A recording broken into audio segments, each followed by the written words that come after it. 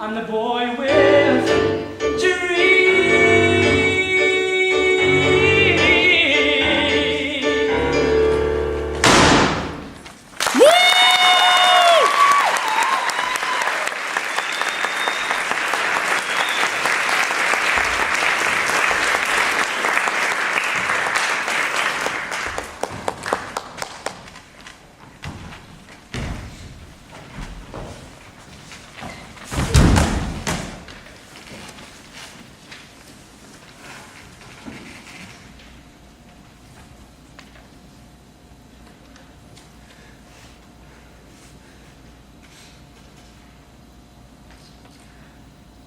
Sueño que estoy aquí de estas prisiones cargado. Y soñé que en otro estado más lisonjero me vi. ¿Qué es la vida? ¿Un frenesí? ¿Qué es la vida? ¿Una ilusión? ¿Una sombra? ¿Una ficción? Y el mayor bien es pequeño. Que toda la vida es sueño. Y los sueños, sueños son.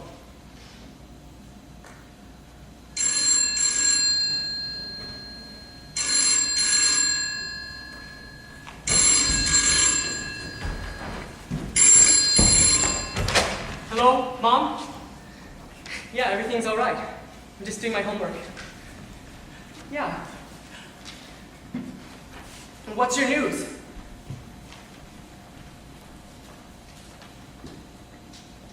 You what?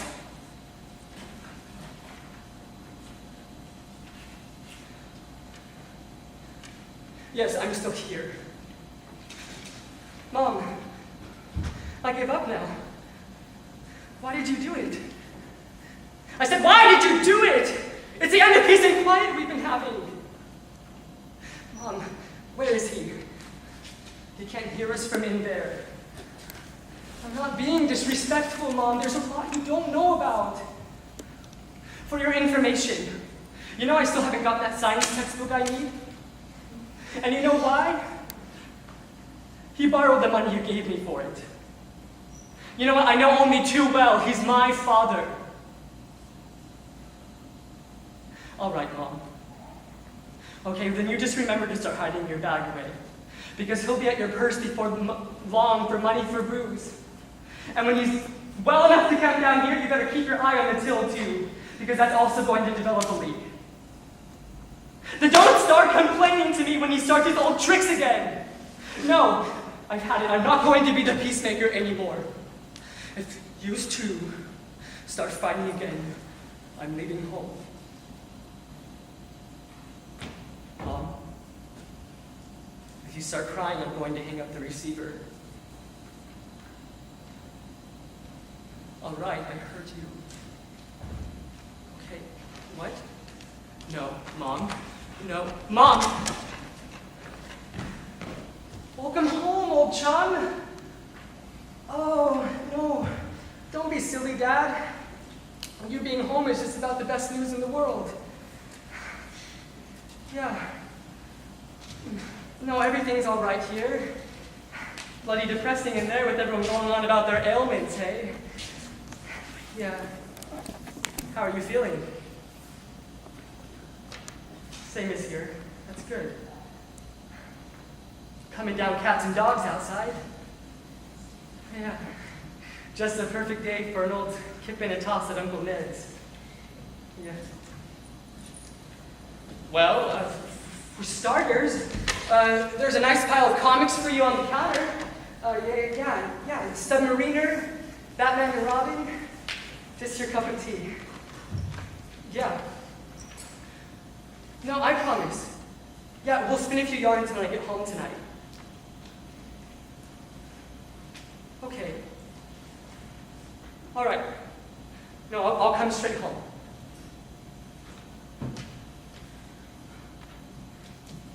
Mom? Yes, okay, I'll lock up now. What? Yes, the brandy, okay. Yes, I'll remember. Look, I know darn well what's going to happen if he doesn't get it. Okay. No, I was very nice to him. I didn't say anything nasty. Okay. All right, bye.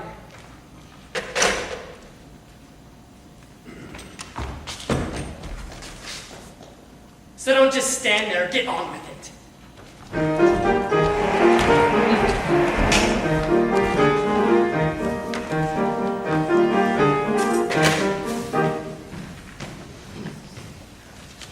Yes, I'd like to have an argument, please. Certainly, sir. No, this is my first time. I see. Well, do you want to have just one argument, or were you thinking of taking a course? Ooh, what's the cost? Well, It's $1 for a 5-minute argument, but only $8 for a course of 10. Oh, well, I guess I better start with the 1 and see where it goes from there. Fine, I'll see who's free at the moment. Mr. DeBakey is free, but he's a little bit conciliatory. Ah yes, try Miss Bernard, room 12. Thank you.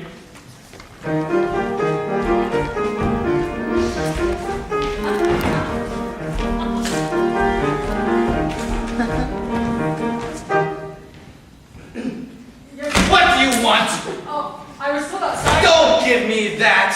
Your type really makes me puke. Excuse me? Shut your best gap, you wit! Oh, you snotty face, heap of parrot droppings. You wanna puke? I'll puke all over you! Oh, hey, I came in here for an argument. Oh. Oh. But this is abuse.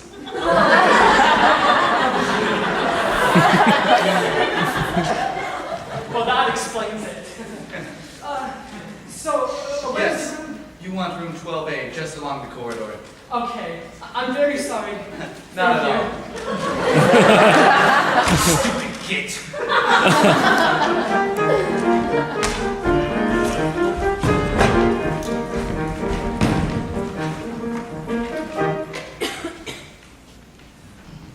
Come in. Yes, is this the right room for an argument? I told you once. No, you haven't. Yes, I have. When? Just now. No, you didn't. Yes, I did. You didn't. I did. You didn't. I'm telling you, I did. You didn't. Sorry, just one moment. Is this a 5-minute argument or the full half hour? Oh, this is a 5-minute one. Thank you. Anyway, I did. Oh, you most certainly did not. Let's get this thing clear. I most definitely told you. You did not. Yes, I did. You didn't. Yes, I did. You didn't. Yes, I did. Didn't. Yes, I did. Didn't. Did. You did not. Look, this really isn't an argument. Yes, it is. No, it's not. It's just a contradiction. No, it isn't. You just contradicted me. No, I didn't. You did, just then. No, no. Oh, you did. Nonsense. Wait, come on, this is futile. No, it isn't. I came here for a good argument. No, you didn't. You came here for an argument. An argument isn't just contradiction. Yes, it is.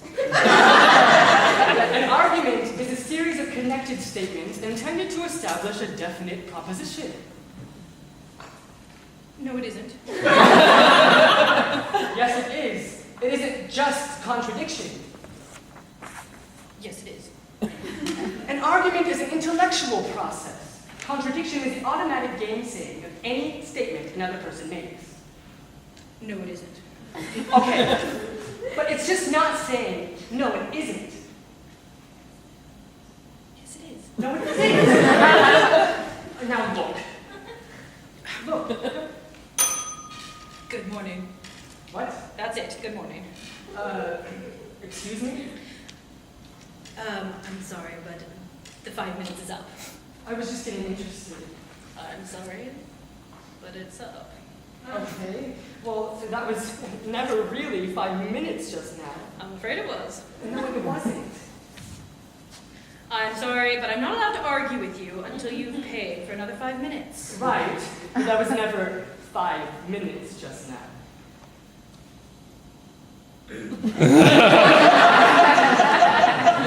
I'm sorry, but I'm not allowed to argue. Come on. Come on.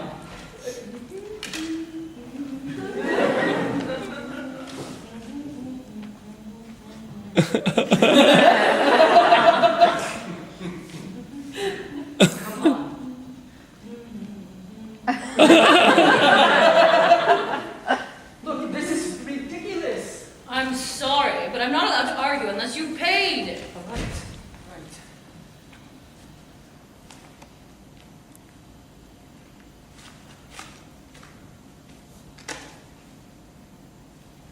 Thank you.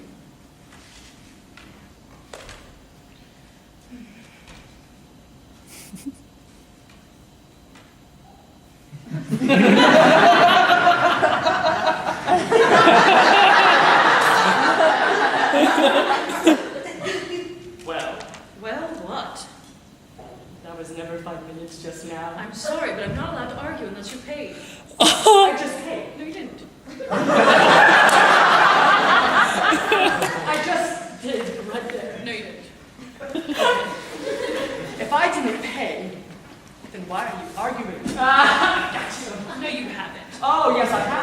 If you're arguing, then I must have paid. Not necessarily. I could be arguing in my spare time. Oh. I've had enough of this. No, you haven't. Oh, shut up.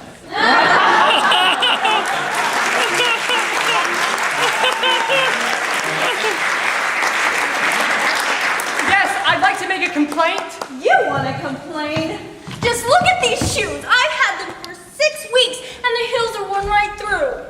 No, I want to complain about the... If you complain, nothing happens, so you might as well not bother. Oh. Oh, my back hurts. It's not a very fine day, and I'm sick and tired of this office. Well, this is just a stupid concept.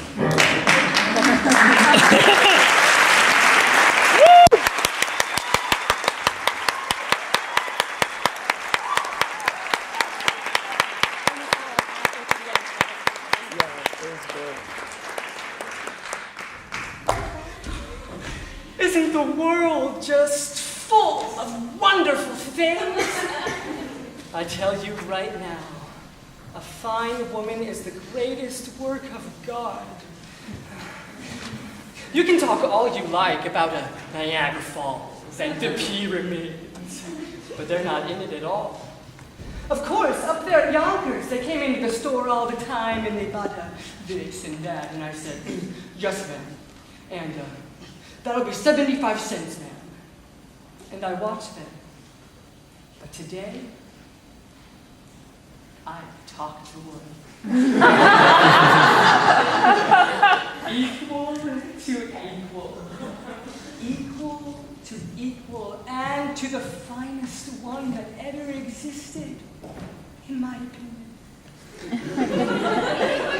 Women are so different than men that you feel like...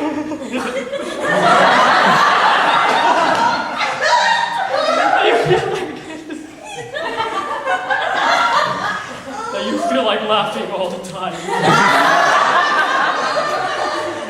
Golly, they're different from men. And they're awfully mysterious, too. I bet you could know a woman for 100 years without ever really being sure whether she liked you or not. This minute, I'm in danger. I'm in danger of losing my job and my future and everything that people think is important. But I don't care. Even if I have to dig ditches for the rest of my life, I'll be a ditch digger who once had a wonderful day.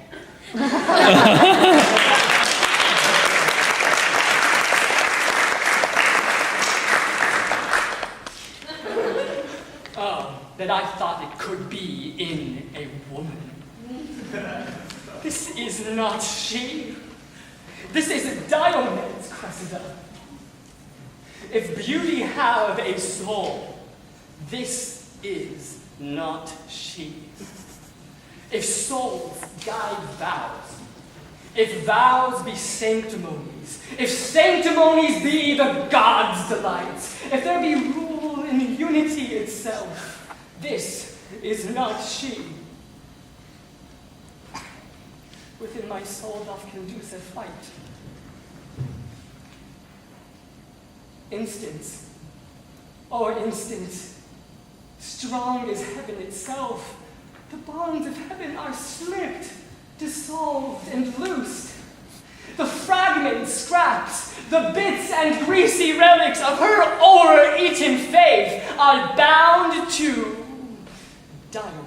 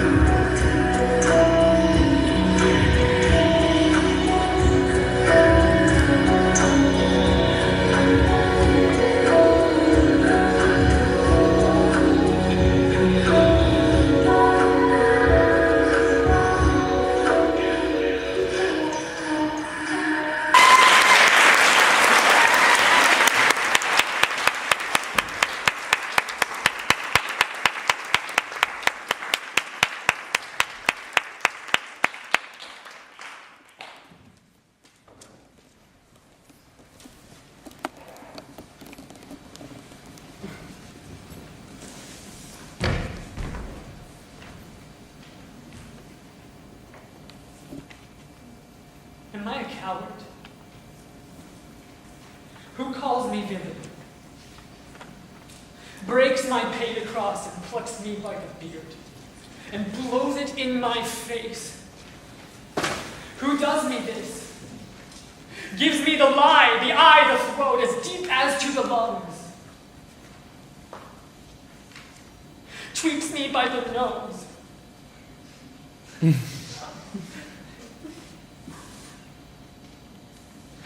Zounds, I should take it. For it cannot be, but I am pigeon-livered, and lack gall to make oppression bitter. Or else I should have fattened the region kite with this slave's awful, bloody body villain, remorseless, treacherous, lecherous, kindless villain. Oh, vengeance! Why, what an ass am I? This is most brave, that I, the son of a dear father, murdered, and prompted by both heaven and hell, and must like a whore unpack my heart with words, and fall a-cursing like a very drab, a stallion, about my brains.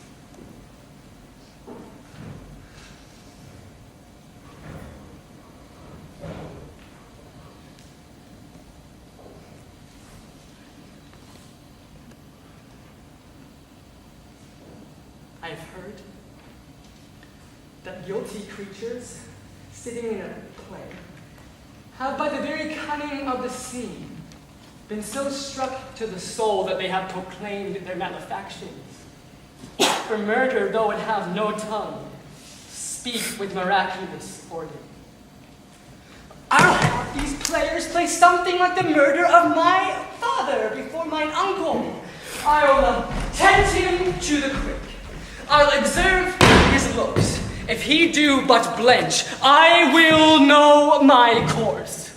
The spirit that I have seen may very well be the devil, and the devil hath power to assume a pleasing shape, and out of my weakness and melancholy, which he is very potent to such spirits, abuses me to damn me.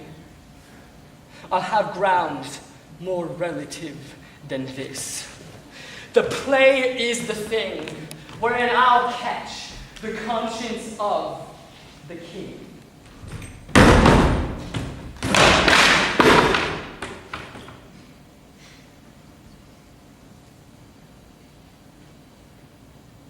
Why thinkest thou that I, who sawest the face of God, and tasted the eternal joys of heaven, am not tormented with 10,000 hells and being deprived of everlasting bliss? O Faustus, leave aside these frivolous demands, which do strike a terror to my fainting soul. Within the bowels of these elements, where we are tortured and remain forever, hell hath no limits, nor is self-circumscribed in one place. For where hell is, must we ever be. And to conclude, when all the world dissolves, and every creature shall be purified, all places that are not heaven shall be hell.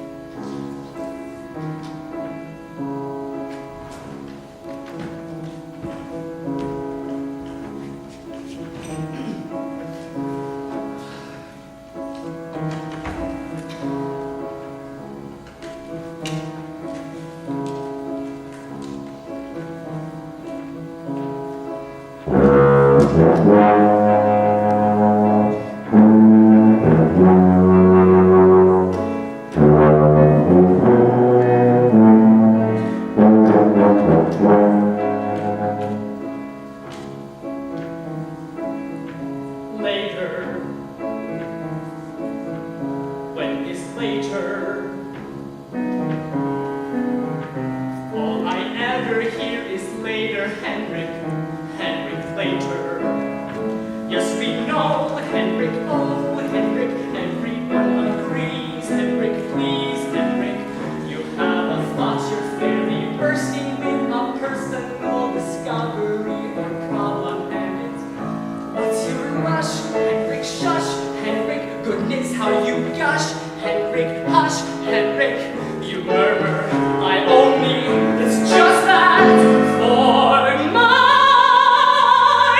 sake. Later, Henrik. Henrik. Who is Henrik? Oh, that lawyer's son, the one who mumbles, short and boring, yes, he's hardly worth ignoring, and who cares if he's all damned? Oh, I beg your pardon, up inside. As I've often stated, it's intolerable being tolerated. Reassure Henrik, poor Henrik, Henrik, you'll endure being pure, Henrik. Oh, I've been born, I've never been. How can I wait around for later? I'll be 90 on my deathbed, and the late, or rather later, Henrik Agerman.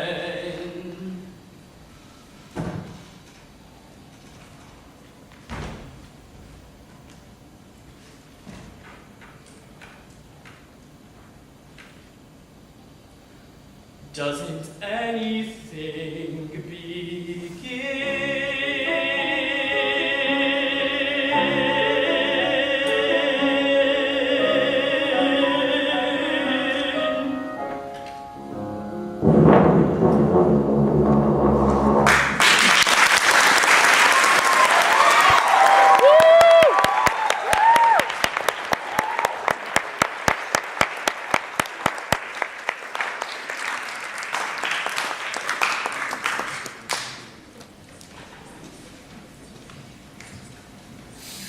Since the last section of my recital is history, well, the subject, history, let me provide a little background of my life and the life of the next character I will play.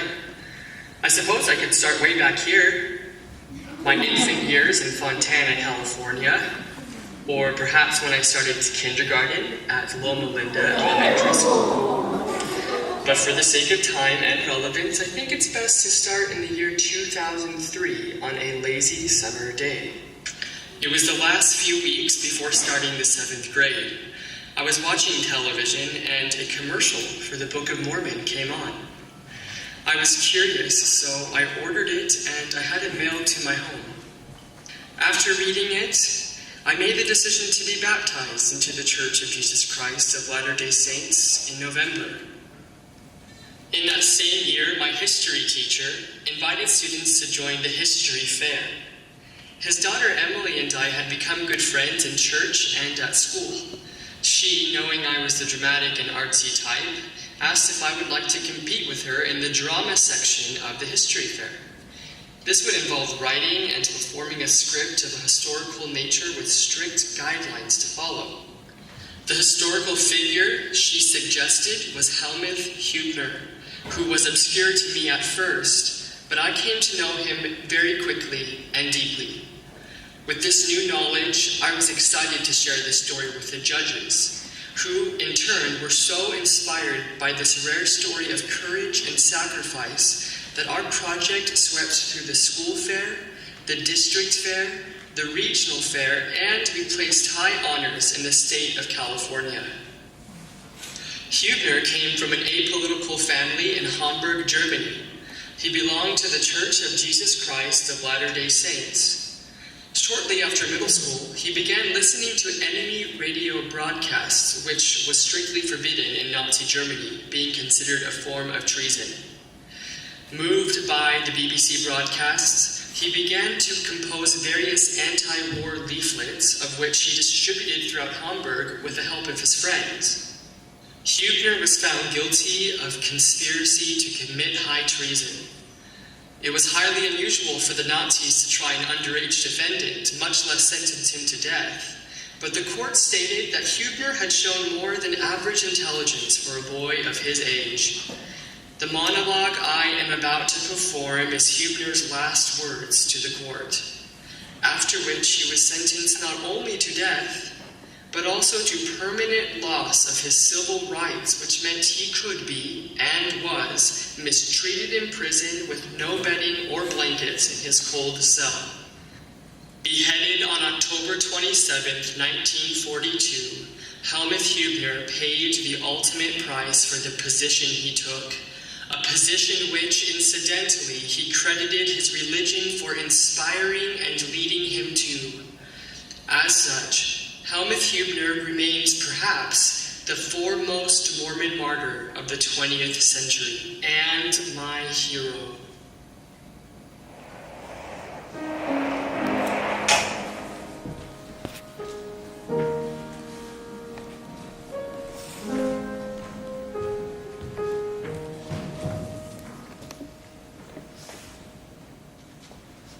Thank you, Your Honors, for this privilege. May I raise just one matter which has not received the slightest consideration throughout this entire trial. The most unjustly accused and condemned, the principal defendant was never brought to the court. The truth. The truth. The simple truth. Isn't it just a little paradoxical, Your Honors, that throughout this entire trial, the possibility was never even once entertained, the possibility that our statements to the German people might, in fact, despite their disfavor with the regime, represent the truth, and for that very reason be their justification? I frequently asked the defense counsel for the opportunity I was never once permitted to argue, to demonstrate, or to present evidence that our statements to the German people, both here and abroad, are indeed truthful, absolutely truthful, and deserve such vindication.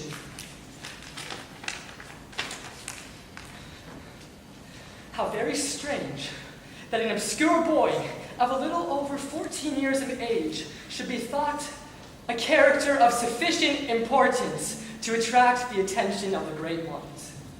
I was led to say in my heart, why persecute me for telling the truth? I could not deny it, neither dared I do it. At least I knew that by so doing I would offend God and come under condemnation. The words of a prophet, Your Honor, though you might not recognize him as such. I have sat in my cell with very little else to do and pondered my motives. I cannot tell you how pure my motives have been. I only know that I could do no otherwise. Of course I want to live. Of course I am tempted. But I cannot recant. I cannot recant what I have done. I do have one final statement for the court. Just wait. I died today for no crime at all, but your turn will come.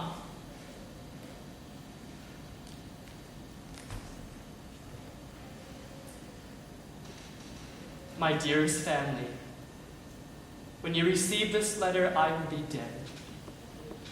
But before my execution, I have been granted one wish, to write to my loved ones. I am very grateful to my Heavenly Father that this agonizing life is coming to an end this evening. I could not stand it any longer anyways. I am only sorry that in my last hour, I have to break the word of wisdom with the drink they give me. I have 2 hours left, then I must appear before my God. I thank you for the appeal initiated by yourselves and others brave enough to take my part. I'm sure I could have done or said something to further mitigate my sentence without further endangering the other defendants, but I felt much as Luther did at Worms. Here I stand. God help me. I can do no other. And as the prophet Joseph, who declared on his way to Carthage, I am going like a lamb to the slaughter, but I am as calm as a summer's morn.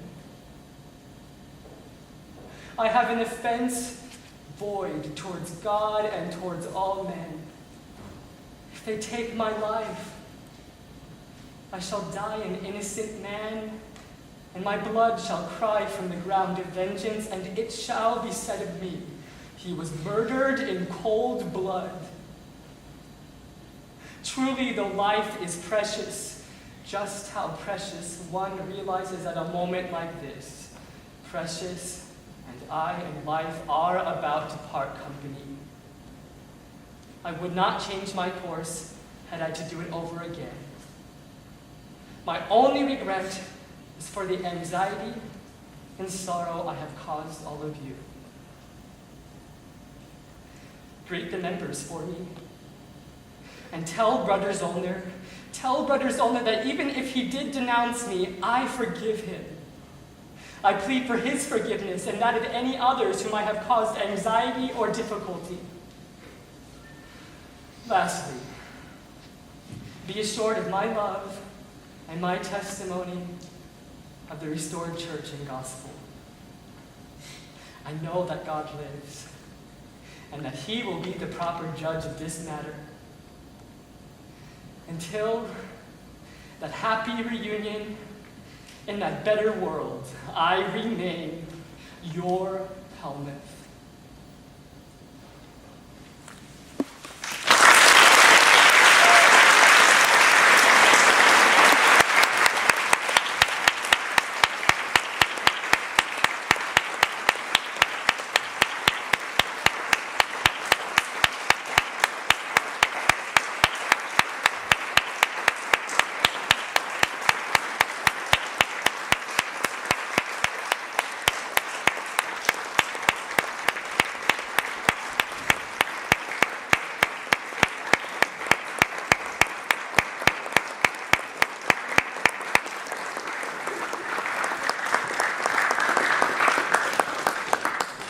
Let there be light.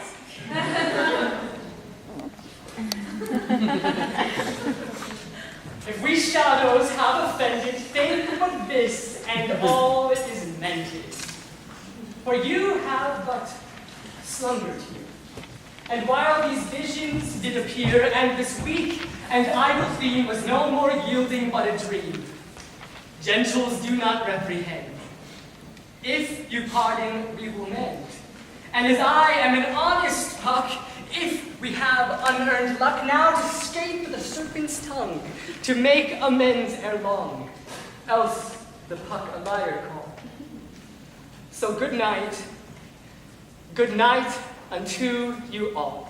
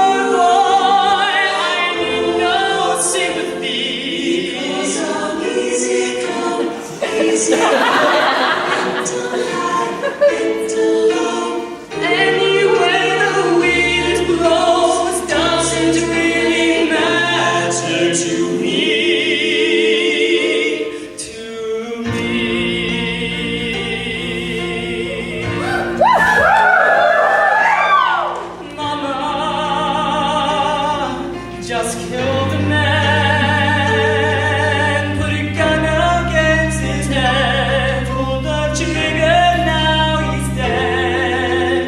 Mama, life had just begun, but now I've gone and thrown it all away. Mama,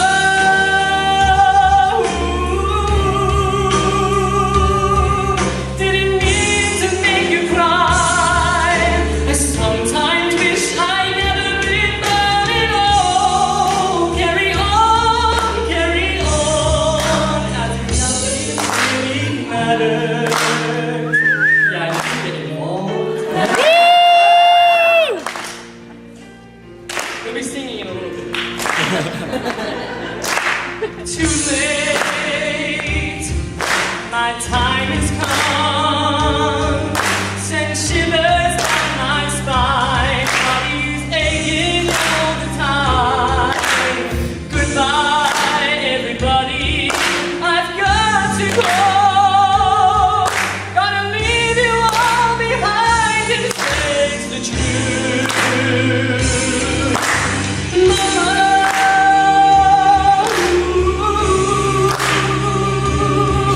didn't mean to make you cry. I sometimes wish I'd never been born at all.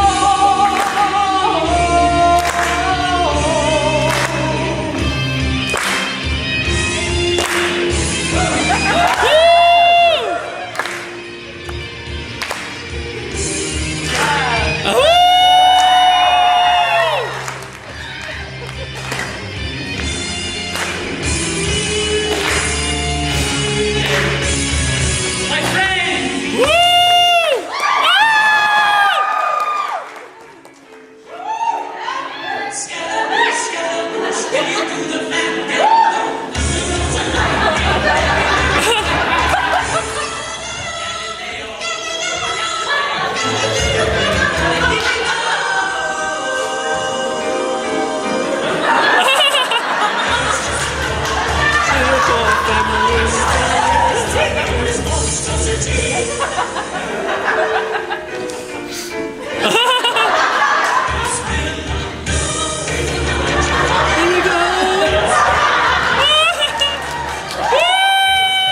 It's a really long instrumental phrase.